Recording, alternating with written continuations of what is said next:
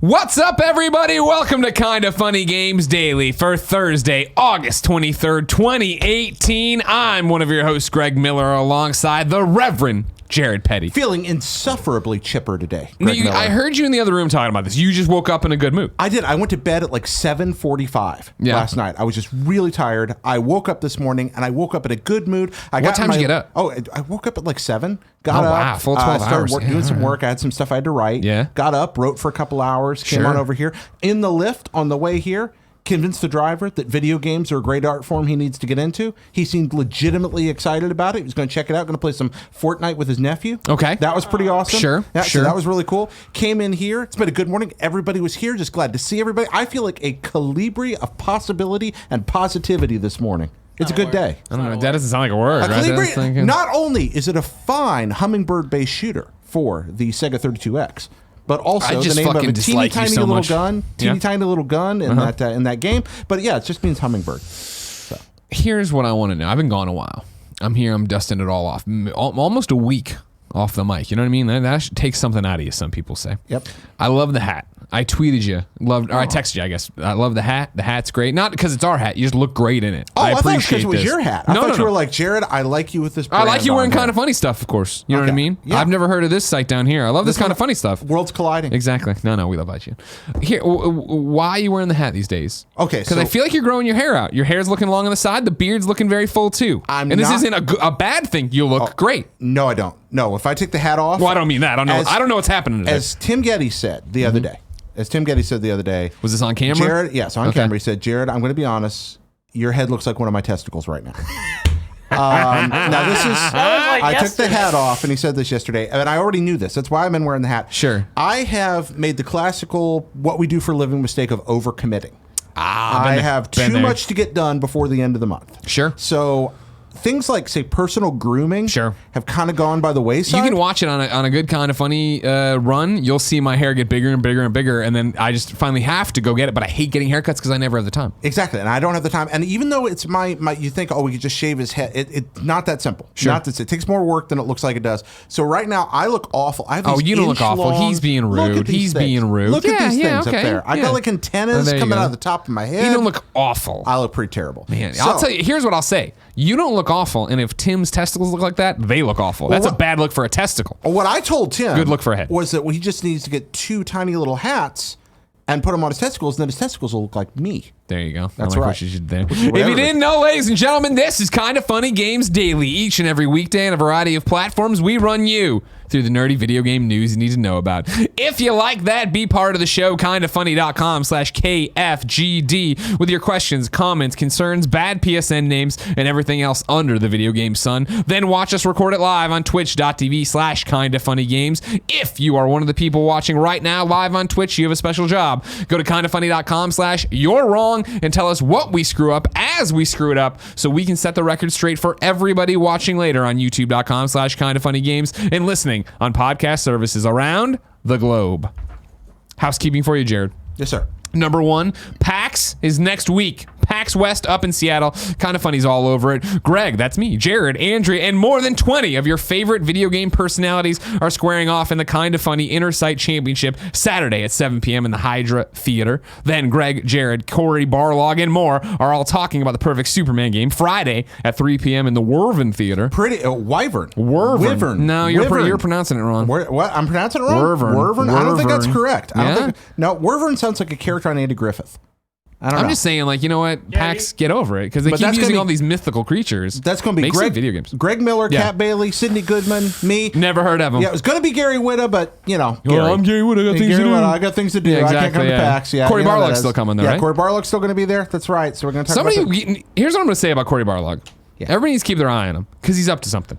I see him out. He took the God of War success and on the lead up to it, built up his personality, and now he's exploded. I see him giving speeches all over the place. He's putting up funny tweets. He's interacting with people. He's on our panel. This guy's looking to break out. Be careful. You think it might just be God of War 2? I think Cory's kind of made it in life. That would be my guess. I hope that's what it is, but he scares me in terms of what if he just wants to come take over this show? What if he wants to take over some other show? What if he wants to start some show? What's that? You miss him? I miss him. It was nice having him. I'd welcome him with open arms if he came to take over the show. I'm just letting you know, Cory Barlog is up to no good and trying to take over everybody's jobs. But yeah, it's pretty exciting. And people have been asking if that's going to be streamed. That is going to be streamed on Twitch.tv's PAX site. So people that aren't at PAX are still going to be able to watch. Both of them. I guess all the panels I'm telling you about will be streamed. I think, actually, no, because you're also going to tell them about the Red Dead Radio panel the next day. I'm not going to do that. Do you see the bullet points on there? They're not there. I'm putting it there anyway. That one's not going to be streamed. But it'll be recorded and shown on Red Dead Radio later that week. If you're going to PAX and you want to see the Red Dead panel, Jared, where do they go? You go on Saturday at 11 o'clock, and I didn't write the name of the theater down on the sheet. Sure. That'd be way too helpful. Sandworm. You know what? You go to the theater that there's not a line outside at 11 on Saturday, and that's going to be Red Dead Radio. Sunday, of course, Andrea and What's Good Games close it out. Hydra Stage, 10 a.m. Come see them podcast. Heads up that the Patreon fan mail for the month of August, you only have a couple days left, is, of course, a signed photo of the champ, Nick Scarpino. However, while I was gone, apparently, they've upped the ante. And what they've done is added a second one. So there are now 2 exclusive photos signed. If you go to patreon.com/kindafunny or patreon.com/kindafunnygames, you can get them signed and you can put them up there. The one on your left hand is for Kinda Funny Prime. This is Kinda Funny Prime. And the one on your right hand, this is Kinda Funny Games. Yeah. There you go. Yeah. We got 2 different fan mail tiers. Go get your autographed photos of Nick. Great stuff coming next month. You have my word on it. And then today we're brought to you by MeUndies. But I'll tell you about that later. For now, let's start the show with what is and forever will be a jam-packed Roper Report. Time for some news. 6 items on the Roper Report. A baker's dozen. I'll tell you what. I'm exhausted after this. We went to the Cisco wedding. I went to Chicago. I had the opposite yesterday. We woke up at 5:20 a.m. Chicago time. Ooh. 3 o'clock, 20-hour time, right? Yeah. Flew here. I slept maybe 40 minutes on the plane. Right. Played games the rest. Plane sleep doesn't count.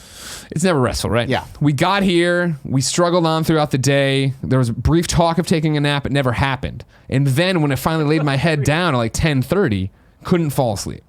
So I did that tossing and turning for a long time, many a thing rattling in my brain as we get closer to PAX and Spider-Man and a million things going on. And so now I woke up today like, well, at least it's Friday. And then I'm like, motherfucker, it ain't even Friday. And I'm exhausted, but I'm feeling good right now. Because again, the energy I put out on a show, Kevin, different than the energy I use to talk to you people. I feel it. So right now, the reserves for show energy all over the place. You tapped into auxiliary power. I have. I'm like Johnny Five. That's I kind need of great. a hero. That's Leaving right. that as like, Oscar!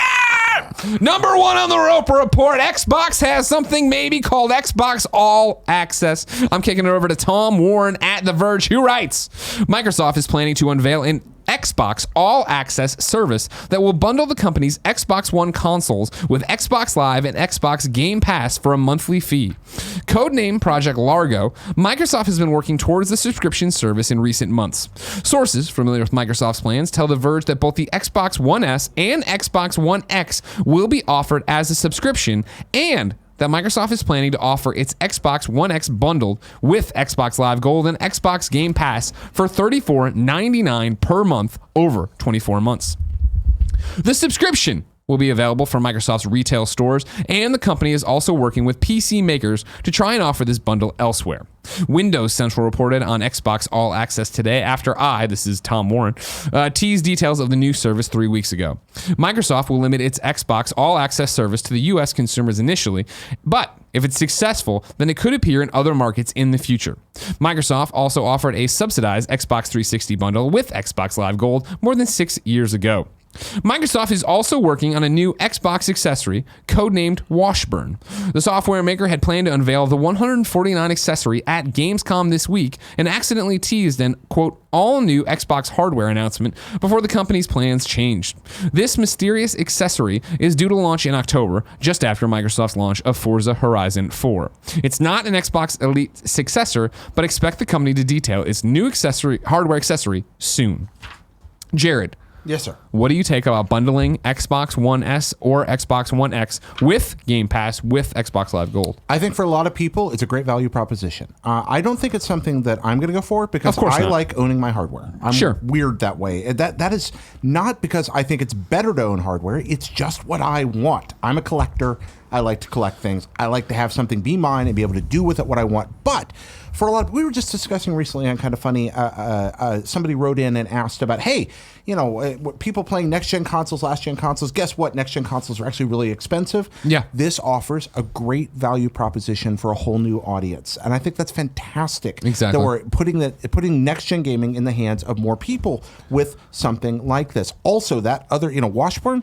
If that is the streaming box I expect it to be, I don't know if it is. Wait, when you say streaming, you mean for streaming games? Yes. You mean... What if that is a way to access many of the services on Xbox One without having an Xbox One? Okay. What if it's a way to kind of PSNify some Xbox One games and allow you to experience certain select Microsoft games? So it's Game Pass and it's Xbox Live? Yeah. Isn't that what they were pitching with the codename Scarlet? Something right? like That was the thing going on for next gen? That? I mean, that'd be awesome. I think there'd be a bigger hullabaloo about that coming out. I think there would too. I just think we're a little early on it. And I could be very wrong. My predictions are often incorrect and uninformed, as this one is. But Washburn, $150 is not a trivial amount of money. Well, yeah, but isn't that... Oh, sorry. I'm apologizing. New coffee cup I hit. That's all right. What? The Elite controller's up similar to that, isn't it? 120? Yeah, it's... Is it? Yeah, Kevin, can you give me a Google? Give me a Google on how much an Elite... Thanks, Kevin. Good to see you. I missed you. If I spend $150 for a controller, it better do my dishes for me. That's all I got to say about that. It ought to... $150 for the... Yeah, see, that's my thing. I guess it could be a controller, but $150, in my opinion, is the sweet spot price point for a streaming box that plays some Xbox games. Sure. That's about where I think people would buy into it in the United States. I appreciate while I was gone, you did have that conversation about the cost of next gen, whatever, current gen hardware, right? I saw it go up on the subreddit, people talking about that, and thank you for saying that. And I think that's what this speaks to, right, with what they're talking about, codename Project Largo, in the way that, there's the barrier and sticker shock of, hey, you're buying this $400 system, and then you're going to buy all these games to add in, and then you're going to go, and it adds up quick. Whereas right now, what an easy... in theory, way to wrap a parent's head around it, to wrap into your monthly budget, right? Of cool, $35 a month. I have an Xbox One S or X. I assume maybe it's gonna be more for X. I have an Xbox. Leave it at that, right? I have this Game Pass, which gives me pretty much unlimited games. Granted, they're not all, the latest and greatest, but there's plenty of stuff in there I haven't seen, and I get to go play online. That's a great deal for somebody who's just wants to budget it out and be done with it, and doesn't have what we're talking about, right? The disposable income, the lump sum right now to put out there and do it. It's why Rent-A-Center and Lease centers do so well, right? Yeah, layaway plans at Kmart. But without the predatory nature of it that comes with some of those places where they charge ridiculous interest rates or super high prices. Sure. This doesn't appear to be that kind of deal. Also, it has the potential to take Games Pass games and reinvigorate online communities on some of those games. People move on from those. But if you suddenly have a huge install base around some of these older games or less high-profile games, you're also going to reinvigorate those, which makes third-party publishers really, really happy because people are back in their games and, more value, more customers. On top of that, I think back to 1998 or so when genuine competition originally entered the PC market for processors. A long time, and I realize this sounds odd, but the price of computers got cut in half in a year, around that time, because suddenly AMD and Cyrex were undercutting Intel at the cutting edge level, and the price of PCs just plummeted. Around that same period of time, you had these free PC deals like this, where you subscribe to online services. You'd subscribe to an ISP, and you get your computer for free with it. And that trend never took off. But I think this is that same kind of innovation where they're looking at, you hear it all the time, that blue ocean, those customers that we've never been able to reach, and they're finding a way to get to them. Not for me, great for a lot of people. I'm doing the math here real quick. Yeah. And then Game Pass, Xbox. Okay, he's doing the math. Game. Look at that. Look at all this. Should have done it beforehand, but algorithms going on over here. Up. A lot of things are going on. Algorithms happening right now. The back computer is being consulted. It's going to do that little printout. Oh man, remember that? They for some reason I associate the '60s back computer doing the printout and those cards to being delicious. Those always, I don't know why, but it's that paper. I must have been eating treats or whatever at Grandma's house while I did it or whatever. Greg, I'm not gonna lie, it's weird. Kevin, what I need you to do, because my phone's being weird, is tell me what the price of Xbox Game Pass is. Okay. For a year. I'm hitting join now on it, and it's just stalling out. It's just like, you can't join. Because right now, an Xbox One X, $500. Right. Xbox Live for a year is $50, so we'll take that to $100, because I'm giving you a 2-year thing now here. Right. What is it? Xbox is launching a 6-month subscription for $60. Mm-hmm. Okay, so hold on. That's 180. No, this says 6 months. Look at that. All right, we're getting all over the place here. 60. Well, yeah, okay. So 6 months is $60. So $240 for 2 years, right? Carry the one. So, okay, cool. Well, that's actually that was a lot of work to get to the fact that it's the exact same price as if you bought it all. Yeah, but so you're right, because I wanted to know if there was an interest, if there was a bump, there was a break. No, $840 is what you're looking at total for all so that. It appears, if our mathematics are correct here, and right when is Greg Miller ever wrong with math? That what you have here is a value proposition where you're effectively getting financing for the box, because I assume the box is yours once you've paid everything off. Correct. Right? I would imagine that. Once this is done, you own the box. You own the box. So it's a way of doing financing without any interest rate. That's kind of rad. I want to bring Brandon into the conversation. Brandon wrote into kindafunny.com/KFGD just like you can and says, "Good afternoon, Greg and Jared. I was hoping to hear your guys' opinion on comments made by Mr. Miyamoto at the CEDEC conference." I saw it via Bloomberg, where he said, quote, "Game developers should heed lessons from the music industry, which is still struggling to recover after consumers learned to consume music for free through MP3 file sharing, as well as YouTube and streaming services." He said subscription-style services could play a bigger role in games, but said that the key is to develop a culture of paying for good software.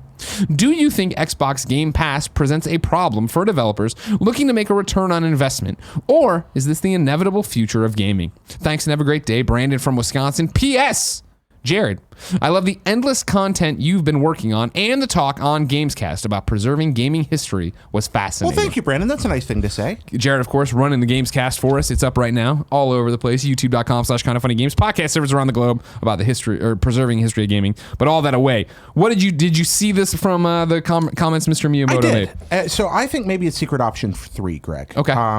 Again, I've stated before that I like physical copies of things. I like being able to own things. I do think that streaming services are practically inevitable because of the value proposition that they bring. The fact is that people have found ways to make those so enormously profitable for investors that people are just going to keep trying to do it until one of them sticks, until they find that service we want. And guess what? Streaming makes a lot of us happy in a lot of ways. It makes us unhappy in some ways. Availability becomes a problem. I want to download the searchers right now, and I can't. It's not out there on any of the major streaming services. I was trying to watch Spider-Man last night, you know what I mean? Streaming, and I was just like, this is a pain in the ass. Where is it? And I don't want that to happen with games. Fortunately, with very few exceptions, I can still go out and buy a copy of Spider-Man if I want to form myself. As long as it works that way, I'm going to be very happy. I think Mr. Miyamoto understands that reality better than most of us do. Yeah. I think what he's saying is we need to make sure we don't devalue games in the process of adding streaming to the way we purchase and play games. It will not be the only method. Free-to-play games may or may not be affected by streaming in various ways. Boutique games or things like limited run games are obviously going to keep happening. You're still going to be able to get your hands on physical copies of things, I think, for the foreseeable future. But streaming does present a great value proposition for the people who make money on that side, and potentially with competition for people on our side. I think the big thing too is that what Miyamoto's talking about is what we've talked about before, is when you look at the App Store, right, for mobile games, where it is that race to the bottom. Why isn't this game free? They get the expectation that everything should be free. If you introduce streaming in the way I think a lot of Xbox Game Pass already has, for the most part, now Xbox trying to catch up, so our first party titles are going on there too, and day and date and all this different stuff. I think you still have it set up that I don't expect every AAA release from Xbox or anyone to be on Game Pass. Yeah. So I understand that getting Game Pass, which you just brought up, right, is great for reinvigorating old games, giving games that have come and gone another chance to live, another chance for those multiplayer communities to get behind them and have an audience. It's great for those indies in the same way PlayStation Plus can be great for those indies. Now, of course, PlayStation Plus is a tale of two PlayStation Pluses, right? Something like Rocket League, sure. Hey, put out this multiplayer game that's going to hook people and go. The other side, of course, we just saw with Future Lab or this week, right? Feels like I've been gone a year. Talking about, hey, yeah, you know what? Like, we did it, and we got our thing, and we got installs, but we didn't make money on it, and that was a huge problem.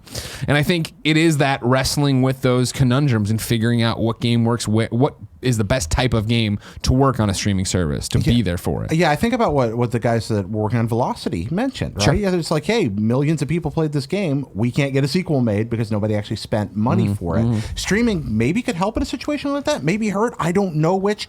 I do think Miyamoto raises another important point, which is that not all games cost the same to make. Sure. But streaming services tend to be pay the same amount for everything you're getting your hands on. What's a company like Nintendo that's spending $50 to $100 million making a video game, looking at when they're sitting next to a competitor that's spending $500,000 to $1 million to make the same video game and pricing them side by side? That's not going to work. Yeah. For some, you don't make Breath of the Wild that way. Yeah. And he's raising a really legitimate red flag about how pricing models are going to have to work if this industry is going to stay sustainable. That's another thing to consider. Jared, I like what you just stumbled into. You did one of those things where you gave me a good transition into a reader mail question. A Greg way? My dog Nick 96 from Massachusetts writes in to kindafunny.com/KFGD and says, "Good day, Greg and Andrea." Well, strike one. I want to ask, why is Life is Strange 2 $39.99? The first game launched with a $19.99 price tag for the whole season. I'd like to think it's a few reasons. Parentheses, better established IP, newer engine, licensed music. End parentheses. I'm interested to see what Don't Nod has in store for us, but do you think other story-driven, episodic games will have a similar price point, namely the future Telltale titles? Would love to hear your thoughts. Take that hen to a lovely dinner. My dog Nick 96. P.S. I'm aiming to buy one of those 500 million PlayStation 4 Pros tomorrow. I'll keep you posted. Wish me luck. Go get him, my dog Nick 96. It is incomprehensible how much it costs to make a video game. Sure. They cost a fortune. An absolute fortune. In a game like Life is Strange, where you have a fairly good idea of how many copies you're likely to sell beforehand versus how much it's going to cost to make, you can sit there on the other side and do the best spreadsheet math possible and go, this is the price point we need to set if we're going to actually make any money on this. And I suspect that's what they're doing. Yeah, I think it is the idea that, not that no one thought Life is Strange would be successful, the original game. I don't think people thought it would be this successful, that it would find the footing in the audience and become an established IP that already has a sequel prequel and now has Life is Strange 2 coming, right? That there's iterations of it. And I think if you're Don't Nod, who, pumped the brakes on or immediately putting out 2, let Before the Storm come, I think it is the idea that, all right, cool, people loved what we did there, and you talk to any game developer, right? We left so much on the cutting room floor, the budgets get involved, this, that, and the other. They probably had Square come to them and like, all right, cool, here's more money for this next game. Go bigger with it. Yeah, sure, licensed music, because that's such a big deal, like you're bringing up, different voice actors, so on and so forth. And I would think it is improvements, hiring more people for the team, doing these things. Yeah. I don't think it's just a cash grab, which would be the downside of it, which would be the bad way to go, right? Oh, it's number 2. People love the first. Same amount of effort, same amount of work, and there you go. That doesn't sound like Don't Nod from what I know of them. Yeah, here's an exercise for the kind of funny best friends that are wondering about stuff do like 10 this, right right? now. Just go and take a game you love, watch the credits, count the number of people in the credits. Yeah. Now sit down and take all those people and give them the salary that they're probably worth, plus their health insurance benefits. Sure. Take that, add all that up, multiply that times 5 years, add to that all the travel, equipment, office space, power, and most especially marketing, convention appearances, floor fees, etc., just to show the thing off that go in, all the incidental stuff that you have to have, the fact that you've got to hire legal departments to cover all kinds of things. If you want to get the game actually out there, that you got to pay for insurance. We got to, put all that together and just do the math yourself. And take that number and look at it and think that what you've just constructed is the minimum that it costs to put that game together, and there will likely cost you're not anticipating. Yeah, exactly. And it comes up to an ungodly number. Yeah. So that's something to think about. Exactly. Number 2 on the Roper Report. This is a short one. Don't worry. There's a Nindies showcase next week. Nintendo tweeted, tune in August 28th at 9 a.m. Pacific time for a new #Nindies showcase video presentation highlighting multiple unannounced indie games coming to #Nintendo Switch. Always excited about them Nindies. Hell yeah, I can't wait. Really. Those are some often the most exciting announcement things, right? Because it's so many games, you're going to find something you want. I mean, they did the stealth release at Nintendo Gamescom. UK recently. There's like, oh, by the way, here's Windjammers 2. Yeah. Or the announcement of it, right? Here's Morphe's Law, right? Here's a sequel to Dragon's Trap. Yeah. Like freaking incredible. So who knows what's coming next? We live in a world what do you where predict? Because this is usually the thing. They're saying unannounced. It's what indie titles are going to be announced for the Nintendo Switch edition? I have no idea. I have not put. Because I've knocked it out of the park a few times, but right now I'm not. I just got out of the blocks back into work. You know what I mean? No, I didn't. I hope sit down and think about maybe this. Devolver's listening and we'll finally put a release date on Ape Out. I don't think Ape Out was ever announced for the fucking Nintendo Switch. That'd be a great Think game. that needs to happen? Where the fuck is Ape Out, everybody? All I hear about is the goddamn Messenger. Nobody's talking about fucking Ape Out. What about Into the Breach? Okay. I think that'd be a great Switch game. Okay. That's kind of ideal for Switch. I think that'd be a fantastic. But have you played any of that? No. We had a guest on, I forget, a few months ago, a best friend came on Gamescast, and dude works at Sony. I forget his name. Yeah. But he was talking, he has sold me on that. That is great. But that would be a perfect Switch game. It's got a great fit. So let's say Into the Breach. Okay, sounds good. Number 3, Remedy's making a third team. This is via Rebekah Valentine at GamesIndustry.biz. That's right. The same Rebekah Valentine competing in the Kind of Funny Inner Sight Championship for the Per Schneider Cup. Oh. While Remedy Entertainment is hard at work on a supernatural adventure game, Control, it's not all that it has in the works. The studio is slowly compiling a third team to work on something a bit different. Speaking to PC Games Insider.biz at Gamescom, Remedy Communications Chief Thomas Puha, that's right, friend of the show who came through a long time ago with Quantum Break, said the studio is creating a third team to work on an unknown third project. Currently has one team focused on the upcoming release of Control, and a second creating the story mode for Slimegate developed military shooters Crossfire HD and Crossfire 2. Quote, we're a multi-project studio. We're slowly building a third team period. With Control, it's redefining Remedy again. We made 2 very linear story-driven games, and again, we're going to have the story, but in a game that's a lot more adventurous, Puha said. Hopefully, it's something we can keep building more in the years to come. I feel very good about it. As a company, we're in a very good place. My main takeaway from this story is that I can't hear the word Crossfire and not hear that stupid commercial. Get caught up in the Crossfire!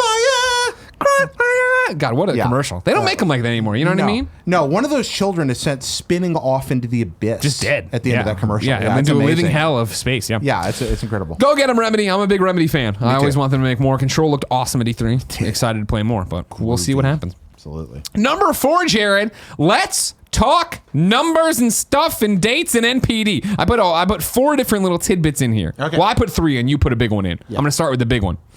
You put in Persona 4 Golden remains a bestseller for the PlayStation Vita, according to NPD. This is from Grayson Morales.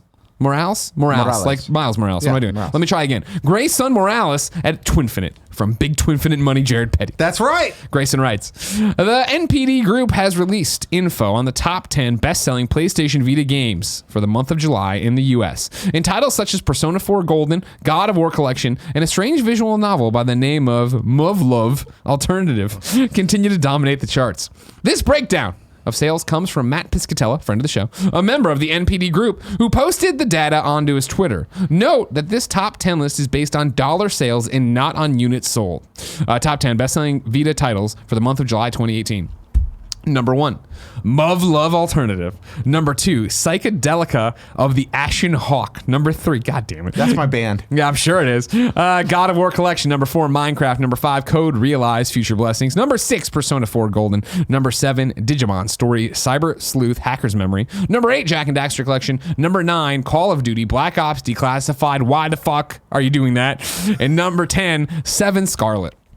Seeing titles like Persona 4 and Minecraft on the list is not very surprising, considering the recent boom of the Persona franchise with Persona 5's successful launch. Minecraft also sells like hotcakes on pretty much every platform that it's been released on, and with the portable nature of the Vita, we can see why players would opt for this version of the sandboxed video game.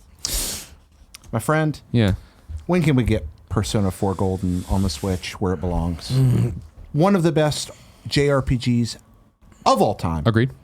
Locked away in our beloved, but let's be honest, underutilized Sure, of course, favorite of handheld course. platform, PlayStation Vita, RIP. Yeah. Yeah, Bloodstain pulling out. That's Yeah. like, all right, what are we looking for anymore? You know what I mean? That was, we could say, the stake in the heart of the Vita. We could say that. We could say that. Yeah, P4G needs to be on Vita. Here's my thing. Is like, oh, you mean on Switch? On Switch. Sorry. I mean, I love Persona 4 Golden. Obviously, I want to see that come over. I think it. it broke through. A lot of people bought Vitas for that game. A lot of people are happy with it. A lot of did all this stuff. Let's get Persona 5 on the Switch. Let's set the bar there. I think Persona 5 could work fine on Switch. It worked fine on PS3. And I would anticipate that as long as there's not an exclusivity roadblock with Sony, both of those things will eventually happen. I think P4G is a little more likely than 5 based on just vague contract speculation that we get that first. I'm going to make a prediction that's not going to come true right now. I love that. I love you just wasting my time. Go. All right, you ready for it? Yeah. Persona 4G will eventually come to Switch, and Chie from Persona will eventually come to Smash Brothers Ultimate. No, fuck you. Absolutely. Fuck you. It's already been a fighting game character. No way. Yep, Nintendo and Atlus. I would fucking love that. I would love to see that. If you've played her in fighting games before, she's already out there, right? Yeah, I know, but like perfect for Smash. She fits the color palette. She fits the moveset. She's a great character. That's amazing. And that you release her at the same time that this comes out on. This would have been an E3 Megaton, and that would have fucking blown it. No, I think it's like at least a year away. I think it's a DLC thing. Are you thinking with Smash Brothers Ultimate's going to keep getting DLC like that? Absolutely. Yeah. Yes. No one on the planet Earth bought a Wii U. And they still had profitable reasons to create DLC for it. Everyone on the planet Earth bought a Switch. Of course they're going to sell DLC for Smash Brothers. They're going to make 10 times as much money as they did, and it was already profitable. Kevin, did they go to lunch? Is Tim still here? No, they went to lunch. All right. Yeah, this is going to happen. Okay. There will be DLC. For a year out, you think? At least. I don't know. I mean, here's my thing. The title's Smash Brothers Ultimate. Yeah. I thought we're getting the fucking thing and it's out. I wasn't anticipating having to buy more stuff. Is there any universe where you buy Smash Brothers and you get like 80 characters? Yeah. And you're playing it for 6 months and you're so happy and you're having a ball with it. And then it kind of, you do the thing where you're like, okay, I'm playing it every now with friends, but I kind of moved on to the next thing. And you're at E3 and like, by the way, 6 new characters coming to Smash Brothers. You're going to buy those characters. That's true. You're making great points. I'm being stupid. I was being naive. I apologize. You're not naive. Don't apologize. Pex writes in to kindafunny.com/KFGD and says, hi, Greg and Jared. On yesterday's show, Jared asked us to write in with games we want to see released on Switch. I love talking about my favorite obscure game that no one else I know has played, and I would love to hear Jared's thoughts on if he's played it. So here we go. Feel free to cut this down since I know it's a bit long. The Curse of Monkey Island would be perfect for the Switch. I'd play it on the platform it's released on. I know it's the least loved of the original trilogy since Ron Gilbert, Tim Schafer, and Dave Grossman weren't involved, but I don't care. It's my favorite in the series and one of my favorite games, period. It's not fair that the first 2 games got remastered almost a decade ago and that this one got shafted. And he goes on to talk about how much he loves it, all these different things. Jared? Yeah. You kicked this off. A whole bunch of people wrote in with all sorts of stuff yesterday. Oh, really? Yeah. Okay, that's the only one I put in there. Because I mean, like, it's just, what are we going to talk about? Yeah, I didn't actually check the list out this morning. Sure, so you should check. I didn't delete them, so you should get in there and look at it. There's a whole bunch of stuff there.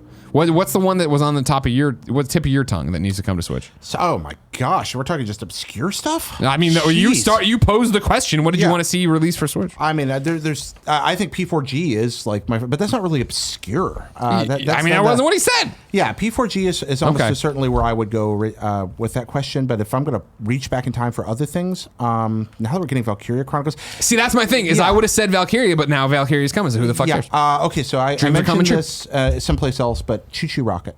Oh, okay, sure. Choo Choo Rocket. Yeah. I would absolutely love to see Choo Choo Rocket on Switch. It's a perfect fit. Yeah. You can play it with 4 Switch controllers. It'd be great around a TV. It's one of the best party games ever. Okay. Yep. Here's some more of those little quick factoids. Over at gamesindustry.biz, Rebekah again said Octopath Traveler topped NPD for July. Congratulations to that. Reset Era had this. For Honor hits 227,000, more than that, concurrent players on Steam, and is the 8th highest Steam game ever for concurrency. That's awesome for a game that's been out that long, and again, just has a community that's going. Ubisoft's got something there. And then Rebekah again reports in and says, WoW's Battle of Azeroth launch last week sold over 3.4 million day one copies globally. Blizzard points out that it makes it one of the fastest selling PC games to date, though it doesn't quite reach the heights of the company's other PC monster, Diablo 3, which sold 3.5 million day one copies in 2012. When it was not actually nearly as great a game as it is now. Yeah, I stayed home to play it, I came home to play it, and it was all that Air 34. Remember that? When Torchlight 2 was the better option. No, fuck you. Oh, no, hey, you know what? You talked down about Diablo. I got a hands-on in that Torchlight Frontiers. It's still in the works. That is a fun video game. Okay. Look out for that, my friend. I will. Look out for that. Blizzard also reported that means that Battle of Azeroth is the fastest-selling expansion ever released for a while. So congratulations to all those folks. You added this one in, Jared. Yep. Tom Phillips over at Eurogamer reports Telltale changes course. At Gamescom today, in parentheses, Eurogamer's Tom Phillips, sat down with The Walking Dead's executive producer, Brody Anderson, to ask about his transition period and why it is so important for Telltale to change. Quote, it was really important this season to build some time in to make some improvements to the tool, that's the Telltale tool, to add polish and quality of life experience. Rendering was one of the big ones. We now have fully dynamic lighting. We're using a different art style we call graphic black, which is tailored to look like a living comic book. Animation as well, specifically facial movements, an over-the-shoulder camera, and unscripted combat, where in the past we've relied on QTE experiences. Quote, we're always pleased to innovate, and maybe in the previous season, we didn't do enough of that. He's talking about Walking Dead, the final season, episode 1 available now. The expected move to Unity for upcoming projects like A Wolf Among Us second season and the in-development Stranger Things game will likely bring further changes, though Anderson would not be drawn on those. Yeah, for context, earlier in the article, which we omitted here, they were talking about a potential move to Unity, and that's why I think wouldn't be drawn in. Other changes at the studio are evident in the amount of output this year, far less than previous. 2017 saw nearly 20 episodes launch across 5 game series. In 2018, the only new season Telltale has launched is The Walking Dead's final run. Quote, there hasn't been as many products in the marketplace this year compared to previous, which allowed us to focus more and move to more of working on one game at a time with a dedicated team, Anderson explained. We do have other irons in the fire, but it's safe to say we're the biggest iron right now. We know we ran a little hot previous years and weren't able to fully deliver the experiences we may have wanted to. So that was important to focus in on a polished quality player experience we love. We took to the heart before the development of this season, and the team is excited about it. What is coming instead, just 4 episodes, each released 6 weeks apart, feels much leaner and more focused in comparison. For Clementine's Swan Song, Anderson says Telltale wanted to avoid any excess fat on the season's bones. The studio has also dated the entire season in advance, a first for the developer. 2 takeaways from this. Lay it on me. First, this guy really into heat-oriented metaphors. Irons in the fire. Yeah, you got the irons in the fire. We're running hot. Things like that. But it's hot at Gamescom. It's probably the right type of yeah, Telltale may have just cannibalized itself a bit. Sure. I love Telltale games. Yeah, me too. I find them to be a consistently high quality, engaging, enjoyable. I am the target audience. But there were maybe too many for 1 year there for a while. That's a lot when you say 20 for across 5. Yeah, I can see that. And that I think cuts into their hype. I've always complimented the fact and thought it was astounding that Telltale, with the episodic structure, is able to be a headline every 3 months. And I'm talking about one game, let alone a million of them. But when there are a million of them, you start to drown out, right? Yeah. You need to do it. Have you played episode 1 of Walking Dead? Not yet. I have. Played it release night, which was, last week or whatever. It's great. I eventually will get to a Gamescast where I talk about it and review it or whatever, or give you more, but I don't care. I'll do it here. I thought it was great. Mm-hmm. I think from the very jump, it's very noticeable that there's way more TLC in it, and the game's running better than it's run ever before. Okay. There's just it starts with Clem and AJ in the car, and Clem's driving, the windows are open, the wind's through, and the D on her hat is flapping. It's coming off unstitched and it's flapping. It was just even there, it was awesome. And then, the way they use action, the way they change perspectives, the way it is over your shoulder, it is down here. I was okay, cool. I have my, not complaints, but issues. They changed the trophy system. It's whatever. Not because it's not easy, because stick with me. This isn't a normal Greg thing. Not because the trophies aren't easy, but because it did remind me I was playing a game. Of all right, I need to clearly go in that room, but I'm going to walk around everywhere and try to get the collectibles. And it's man, I probably, that's on me. I didn't have to do that. You know what I mean? But it was okay, cool. This is good. This is a never step. I think the big takeaway I got from it, right, is that I've said this, season 1 was so great and such a high note, and then they kept coming, and people I think stopped listening and stopped caring. I think that this very much speaks and acts like, you don't need to have played all that other stuff.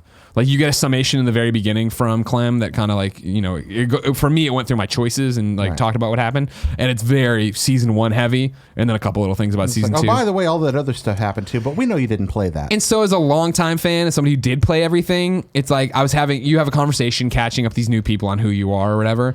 And it was like, oh man, this is kind of cool, but it lacked the impact because I did that in season 2 with Scott Porter's character. Yeah. Where I sat down and talked about Lee, and I remember getting a tear rolling down my face playing it there. I was like, oh man, I really fucking loved Lee. Whereas like here, it's like, well, I kind of did this, but I also get that if you need a refresher or you haven't done this before, it's going to be cool. So I think it was a wise assumption on their part, although I do feel 100%. that you are having a little taken away from you there, and I definitely sympathize with it. But I think that the refocus made sense for Telltale. I do feel bad that they had to staff down so much. Sure. That hurt. Because I love that studio's work and want them to continue making great games. But it looks like the things that they're choosing to make right now are pretty good. Yeah. Number 6, final story on the Roper Report. You put this in as well. Call of Duty Weirdness, you called it. Matt Kim at USGamer reports, Call of Duty WW2 announced its 4th DLC pack today called Shadow War. The new expansion includes 3 new multiplayer maps, a new war mode mission, and the final episode of the Nazi Zombies campaign. For a limited time, players will only need to party up with someone with the season pass to enjoy all the DLC content, even if they themselves don't have a season pass. The big surprise with the new DLC pack is that from August 28th to October 28th, players without a season pass can party up with one person with the season pass and share its content. Just make the season pass holder the party leader and start enjoying Shadow of War content and multiplayer maps. I love that. That's totally really awesome. love that. That's really just cool. That's a great way of how do you get somebody excited about the 4th DLC pack? Yeah. You know what I mean? In terms of, sure, the people who have the season pass are, I'm sure, stoked and can't wait, but get somebody back in, hopefully they buy it, they want to play it with their friends, do all these different things. That's really cool, especially this late in the game. Yeah, pay it forward and let other people play I really like that too. That's a clever strategy. I hope they move forward with that. Good job, Activision and Sledgehammer. Jared. Yes, sir. I can't wait to see how many people, what the success is on this DLC idea. Where would I go for games today? You know what? If I wanted to know what to play, I'd look at the official list of upcoming software across each and every platform is listed by the Kinda Funny Games Daily Show hosts each and every weekday. Yeah. Thank you very much, Kevin. I'm going to do it differently because it's Thursday, which means it's Big Switch Day. So I'm going to cross off everything that's not Switch so then I cannot have to worry about saying Switch. Oh, wait, you're just going to wait. Stick with me. The King's Bird comes to PC. Then Warhammer 40,000 Inquisitor Martyr comes to PlayStation 4. Then there's a new Fortnite patch. Have you seen this, Kevin? No, I haven't. There's a new Fortnite patch. It adds a new gun in there, but it also adds in an item called Rift to Go. So, Kevin, if we're getting blown away, something happens, we can toss the Rift, jump in it, and get out of it. So it's like a portable hole from Toontown or something. Exactly. It's Fort, but better. Exactly. Now, ladies and gentlemen, it's Thursday, which means the Nintendo Switch eShop got updated, which means I'm going to read a bunch of games and not say Switch because they're Switch. Let's fucking do it. Behind the screen. Ferns Gate. Flood of Light. Gone Home. That's right. Gone Home. Jared Petty's Game of the Year 2013. That's a good pick. That's a good fucking pick, Jared. Hacky Zack, which I swear I've talked about before, but maybe it's finally coming to Switch. Kuro Blaster. My Farm. Shio. Sky Gamblers Storm Raiders. That's one game. The Low Road. ACA Neo Geo Real Bout Fatal Fury 2. Bad North. And Extreme Poker. Extreme Poker. New dates for you. Star Brigade. Rebellion's rip-roaring 1930s adventure makes its debut on PS4, Xbox One, and PC next Tuesday, August 28th. Actually, I believe that was Strange Brigade. Strange Brigade, you were right. I fucked that up right off the bat. Then I had out here the Call of Duty 4th expansion pack, August 28th, like we talked about. Senran Kagura series is making its debut on Switch with Senran Kagura. Senran Kagura. I said it right. Reflections. You did. Thank you. September 13th. Brian Barnett over at IGN reports Destiny 2 is getting a free trial for the upcoming Gambit PvP/PvE hybrid mode. Who cares? Before the release of the Forsaken expansion, Bungie has announced the trial will be available 10 a.m. September 1st on Xbox One, PS4, and PC. And then Bandai Namco Entertainment America is announcing Bless Unleashed, their first console MMORPG, which will be available in 2019 as a free-to-play title for Xbox One. I'm interested to see the that Namco almost made it to the Roper MMO. report. I put it on there early when I wasn't sure how much news we'd have today. Yeah. Because man, they're putting out an MMORPG on the Xbox One. Kind of curious what that'll be. And it said coming there first, so I'm sure eventually it'll be everywhere for you. I to really play. am interested. Namco's kind of got an odd flavor to the stuff they make. Yeah. I'd like to see their take on this. Well, Jared, let's see your take on some reader mail. But first, I'll tell you it's brought to you by MeUndies. Do you want amazing underwear shipped to you without ever leaving the house? Yes. Yeah, you do. Thank you, Kevin. As everybody knows, we love MeUndies here. They're soft, they're great, they come in a bunch of different styles and a bunch of different patterns. They're shipped right to your door. I'm wearing them right now. How do you know? Because I threw away the rest of my underwear when I bought my first thing of MeUndies and realized they were good. Is that skin? I gotta go in there. Yeah, it's skin, all right. Oh, God. Just blue today. Just blue. Oh. So Greg Miller, yesterday, during Yeah. the ad read, Yeah. I guaranteed people Yeah, that you were wearing your MeUndies. 100%. What was happening? You I and And Tim. I crushed it. I guaranteed it. Well, we all There was guarantee a lot it. of questions. Again, it's all I wear for underwear, and I always wear underwear. I'm I not one of these explained that to commando them. kids. I Yep. explained that to them. They're the best underwear you've ever worn. They release multiple fun prints each year and matching socks and bracelets. You get a 100% satisfaction guarantee. You're going to love these undies, but if you're not into it, just send them back for a full refund. And now, there's the MeUndies monthly membership. Members gain access to exclusive prints that no one else can get. They get special member pricing on every product MeUndies makes, and you can switch styles or skip any month you want. To get your 15% off your first pair, free shipping, and a 100% satisfaction guarantee, go to MeUndies.com/gamesdaily. That's MeUndies.com/gamesdaily. Rad. Let's get into some reader effing mail. Let's do it. I'm going to Let's get start in. with you, Jared, with two big Spidey questions. Uh-oh. Dylan Haas writes in. All right. Haas.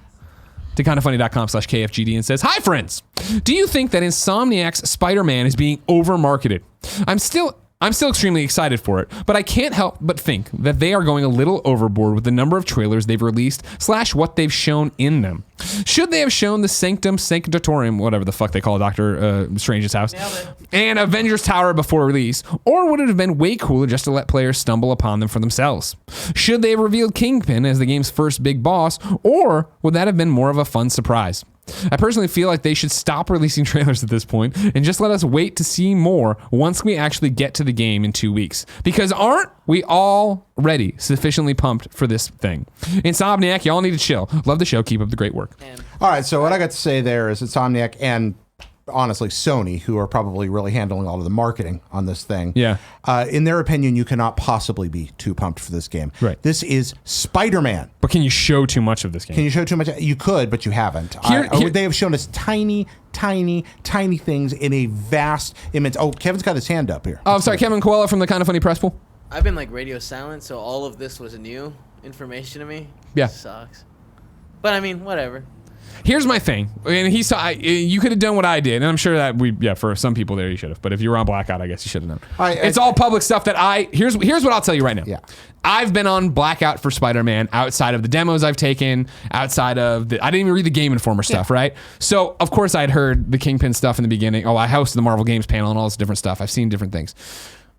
I haven't watched any of they keep putting out combat trailers and exploration trailers and New York trailers. I don't watch it, but somebody will tweet me a screenshot of the Avengers Tower or him swinging by Doctor Strange's place. As I had said in previous Gamescast or maybe Games Daily, I was like, I will be shocked if those aren't there. Insomniac is building Marvel New York, and I don't think that means that it ties into Crystal Dynamics Avengers game. Mm-hmm. I think it's that if you're building a Marvel New York and you got Bill Roseman up there telling you, hey, fucking make your Marvel video game, those things are going to be there, and those references are going to be there. Those things have to be Exactly. there. You nailed it. That's one of the things that makes the Marvel Universe so distinct and wonderful is that it happens in our world, a slightly different. It's not Metropolis. It's not Central City. Yeah. It's New York York. City. It's New York plus superheroes. Yeah. It's the Statue of Liberty standing there. You've got Hercules tied by a giant river and by Quasar on it. You know, that's life. Yeah. That's what goes on in Marvel New York. And so I'm really happy about that. No, I don't think they're showing us too much. I think they're being extremely guarded in what they're showing us because there's a lot of game here. And that's my thing, is that, and I don't say this willy-nilly, I don't say this about every video game or every developer. I've been lucky enough to talk enough to Brian and James and Eric and Insomniac, you know what I mean, and Jacinda, and host the panels and talk to Bill and all this stuff. Like, from what the way they talk about this game, and I don't know, you know what I mean? Anything we've seen is such the tip of the iceberg, if even that. Like this game, I can't wait to get this game just to start it and see the map and explore. Like, just go find out what the fuck they've hidden in this game. Yeah. Where I think, you've seen 2 buildings and you know Kingpin's the boss you fight at the beginning. Well, that sets up the entire story and all this different stuff. I know things that happen after that we can't talk about, right? And it's like, those things, those reveals that are so early on, like, that only sets me up for, man, what happens 10 hours in this game? What happens 20 hours?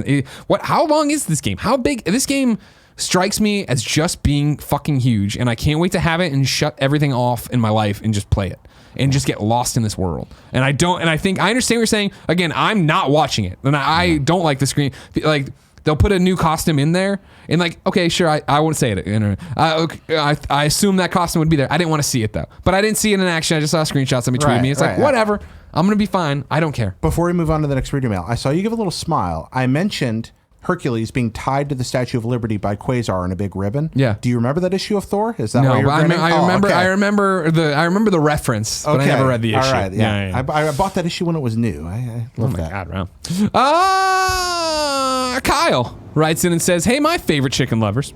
With Spider-Man being so close, I'm finding it hard to contain my excitement to the point I can't seem to play anything else. I'll play 20 minutes or so of multiple games, but I'm struggling to put significant time and energy into any one game because I know at the moment Spider-Man is all I want to play. This is not the first time or game. This has got me. I try to correct myself.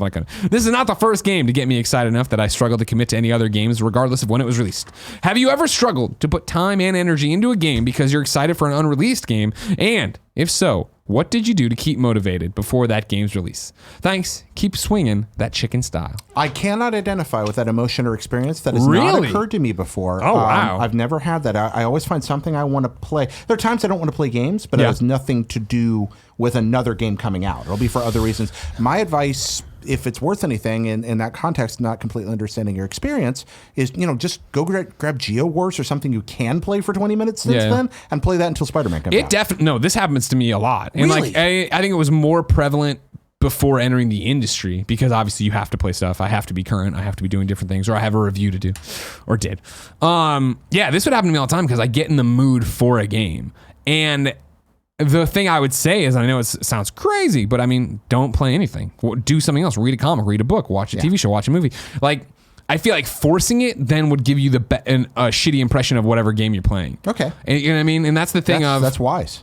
I think it's something. It was something I had to work through at IGN or even here when we want to play a lot of stuff. I'm really in the mood for this game. I've been in the mood for fucking Spider-Man for quite a while. Like, again, all I want to do is swing around and find the fucking backpacks. No kidding. That's what I want to do when I get this game. I want to get to whatever point that they stop. Like, cool, the intro's done. Now it's your New York. What do you want to do? And I'm just going to be like, I'm going to fucking find backpacks. 2 questions. Yeah. One, what's an anecdote? What's a game that got you so excited that you didn't want to play anything else until it came out? I mean, I think a good example would be Metal Gear 5. Okay. Where it was that I went down there for that review event, got to play hours and hours. Oh, no, that's a bad example. I think I left with a copy of that. So no, that's not right. But even leading it. Oh, no, it does work. It does work. My example does work, right? No, it doesn't. No, it doesn't. Damn it. No. Just pretend it does. No, I don't want to lie. I won't lie. I won't lie, Kevin. But I mean, anytime you come up on a game, I feel like that you've been anticipating for so long. Yeah. You know what I mean? Because that's the thing is like, what will impress me with Spider-Man is if the story impresses me.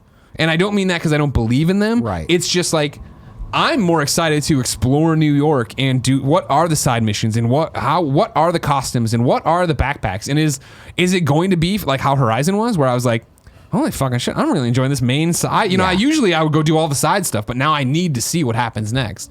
Is that going to happen? Follow up. Are you going to play Sunset Overdrive anymore before Spider-Man comes out? No, I'm not. Okay. No. I mean, honestly, Sunset Overdrive we were huge proponents of leading up to it. I played it at events and I thought it looked cool, but it was very much that I think this looks cool, but I don't know what's the hook to it. Like, what is the story to it? Like, is it just cool mechanics? Mm-hmm. And I forget what happened where it dropped when we were doing something or out or whatever. I don't know. And it totally passed me by. I don't know. If you're ever going to play it, now would be the time. Probably. No. Now the thing is I'm fasting. Yeah. So that when I get there, I don't want to play other open world games. Like, you know what I mean? I want to fucking knock out Spider-Man, and then I want to start getting hyped for Assassin's Creed Odyssey. All right, makes sense. You know what I mean? You're right, because that's another game of like, yes. Jared's college education in the game. Can't wait. So you exciting. Fucking kidding me, bruh? My master's degree is useful at last. Clarky wrote in to kindafunny.com/KFGD to answer a question from yesterday. He says, yesterday, a father asked about good games that are able to be picked up and played in short bursts and mentioned being annoyed at the PlayStation 4's long startup time. A little known feature of the PlayStation 4 is the suspend feature, which is a setting that allows the PS4 to keep a game suspended in rest mode. This feature is amazing and I think can help anyone out there who needs to be able to shut off at a moment's notice. Suspending a game will help broaden what games you think about playing. I'm currently devouring Persona 5, 30 hours in, and taking 10 seconds to boot my console up and have the game just be right where I left off the night before is dope as fuck. Cheers, Clarky. Great advice, Clarky. Yes, suspend is something a lot of people don't know about and talk about it anymore. The only thing that gets weird is if you want to play another game, obviously it's going to fuck it up. Right, but this is a guy that's kind of not having a lot of, so it's kind of perfect. I was suggesting Minute because it's built around that kind of gameplay. Yeah. But he was looking for something meatier, and I think Clarky. Yeah, no, if you're just using a better answer if the only game you're playing, is one thing, go ahead and jump into it. And then I got 6 minutes. All right, fine. Adam Bankhurst, you get the final question of the day. You wrote into kindafunny.com/KFGD and said, with the positive reviews for Yakuza Kiwami 2 and the franchise becoming more and more mainstream, what other series do you think deserves more people's attention? I know it's getting there, but in my opinion, everyone needs to pay attention to Ori and the Will of the Wisps and Ori and the Blind Forest. They are fantastic. Thanks, and have a fantastic day. Yeah, Yakuza right now, again, killing it. And that's so awesome to see as someone who reviewed so many of them on IGN that my reviews were going to a very specific niche. You know what I mean? But yeah, now it's breaking out into it. Well, I would say the first thing that comes to my mind, and this is based entirely on my bias and the kind of games I like to play, I'd recommend you take you revisit JRPGs. Because while there are some out there that can be a little rote and tropey, there are some absolutely excellent ones out there. And while games like Monster Hunter and Persona 5 really did increase their audience, they're still far smaller over here than they could be. Octopath Traveler is a great gateway. Yeah. I can't say anything evaluative yet about Dragon Quest XI, but I'm reviewing that for IGN, and that's a series that has never historically succeeded in the United States to the degree it probably deserved to. I mean, Octopath Traveler in a similar vein, right? Of like, all right, it's top selling game for MPD in July, right? Yep, okay, that's awesome. The World Ends With You is about to right around the corner on, too. On Switch. That game didn't for get me. the I mean, the one that I think deserves more credit, and I hope is about to get is Valkyria Chronicles 4. Yeah, where I do think that game came around Valkyria Chronicles 1 on PS3 when PS3 wasn't a juggernaut and nobody cared. So it spoke to a very specific audience, and then it moved to the PSP, which is like let's continuing shrinking the audience. I hope that with 4. Number one, it's great. I hope it's great. I also hope, though, that when it drops, people are like, oh, it's on everything. And I've heard about this game. I've heard Clements and Greg talk about it. I remember those reviews. I saw it get re-released on PC and PS4, but I never really jumped on it. So here's my shot to get in on something new. Well, for me, demo's out now. Progress carries over. I don't play the lottery, so I can't win the lottery. But if I did, I'd go to Japan and take a vacation trip. Sure. And I would take with me Valkyria Chronicles 4. Yeah. Into the Breach. And then I'd probably take Tactics Ogre and Final Fantasy Tactics with me, and just all 4 of those, play them in one 2-month binge. While hanging out in Japan. Yeah, while hanging out in Japan, eating ramen. And then I'd probably die from all the ramen I ate. Sure, that's a lot of salt. Be good. Sodium. Also, Ori is a great pick too. Yeah, you were right about that. That's a great choice. Would you take your wife? You left your wife out of that. You win the lottery, you take all these games. If I take all these games, I'm leaving my. Well, she can come to Japan. She just, I'm just going to play the games and not talk. Not talk. Gotcha. Yeah, I've been very. This has been, I think, first time. God of War was similar, but Spider-Man's on another level where I'm like prepping Jen of like you're a Spider-Man widow. Like I'm not available to do things. Don't talk to me. When I get people who unwisely marry human beings like you and I that do this for a living. There's this weird thing where you have to be like, I have to review this now. Well, see, so I know you're talking in the general. I do want to call out, of course, my wife, one of us. So the best thing about it is she's obsessed with Stardew on Switch. So like she has stuff to do in video game world. She understands shutting down to do that. Oh, and Angela likewise has a variety of interests. So, sure. But I have so many friends who, have married into, my husband or my wife didn't know that I love or doesn't love games. So you're explaining like, cool, don't talk to me. Now, Angie loves games and she'll do something on the other side, but she has a spectrum. Also, let's be frank, I'm the least interesting thing in Angie's life. What? So she's got a lot to do. Yeah, she's heard all your stories, I guess. Yeah. It's time to squad up. This is where one of you writes into kindafunny.com/KFGD, giving me your name, your username, your platform of choice, and why you need help in a video game. Today, Lethal Arrow needs help in Pokemon Go. His Pokemon Go number is 872-272-873-133. Lethal Arrow says, "Hello, KFGD. The newest missions in Pokemon Go for Celebi? I don't know Pokemon. Celebi require you to add 3 new friends, and I can't think of better friends than the best friends. So go ahead and add me, and I will send out gifts as often as possible. So hit up 872-272-873-133 and share your gifts, you nerdy birds." Are we doing this one or not? No. Okay. I'll let you know. Hold on. Who wrote in? What? Who wrote in here? I'll let you know, APW5029. Your trophy question made it, but it is one that gets asked a lot. So I was going to use it as a fun one because Jared doesn't care. I think you should just read our answers to all the questions. Without the questions, just read the answers. I like that a lot. Just all right, cool. All right. Answers. APW5029. The answers to your questions are: number 1, Greg, DC, UO. Jared, I don't care. Number 2, Greg, infamous. Jared, I don't care. Number 3, Greg, Fallout 4's stupid shelter trophy. And Jared, I don't care. And then 4, Greg, Metal Gear Solid 5. Jared, what is trophy? There we go. The best part is that, the way they write in, they don't get to see anymore what their numbers were. So they have to think it out and be like, oh man, what are my numbers? Jared. Yes, sir. We asked people watching on twitch.tv/kindoffunnygames as we record the show live to go to kindoffunny.com/you're wrong and tell us what we screw up as we screw it up so we can set the record straight for everybody watching later. If they are watching on kindoffunny.com, they're hackers like that girl in Jurassic Park. It's Linux. I know this system. Doesn't she say? Yeah, it's just like, this is a Unix system. Oh, Unix. I know this. It's so fucking weird. Yeah. Yeah, okay. Everybody knows Jared was right about Wyvern. Calm down. Yeah. Wyvern. And Segment Kagura. What else we got here? Mike says, just for clarification, after you complete the 2 years of Xbox All Access, you will own the console. Cool. Yep. I like that. That's a neat plan. The Amazing Jared says, just a quick update to Amazon changing the Prime discount from 20% to $10. Last year, Amazon... Well, this is from an old one, right? This is an old... Yeah, we didn't talk about that today. Okay, I'm not going to put it in there. But I don't know what your update is. I just broke his heart. Sorry, buddy. Man, Poor everybody's just saying, yeah, you own the thing. Wow, were we right? Is this the day we were right? We're doing all right. I've been waiting for that day. Mark Freeman says, Greg, you said Future Labs did not make money on Velocity 2X. This was not said by them, and I am fairly sure not the case, but based on discussions with them to be true. If it's just that they don't have the sales figures to show pubs. Bar the physical release that did go wrong and said they won't. Yeah. Okay. Yeah, I think he's actually right about that. Like, I don't think they ever said we didn't make any money. They just said we didn't sell enough copies to get a sequel made. Yeah. Okay. Yeah. Well, they didn't have the number to show the publishers. Right. They had an install base, user base. Yeah. I love that story. I'm really glad you dropped that in the that's what I do, brother. News a couple of days ago. We had fun covering that. Oh, a bunch of people writing here. Gone Home has been delayed till September 6th. Oh, wow. Announced and immediately delayed, huh? Zaire says Hollow Knight free Godmaster DLC is also out today and on sale in the eShop for $9.90. Yeah. Zyger says Celebi is pronounced Celebi. So there you go. Okay, there we go. All right, that was it. Pocket monsters. Gotta love them. Digimon. Catch them all.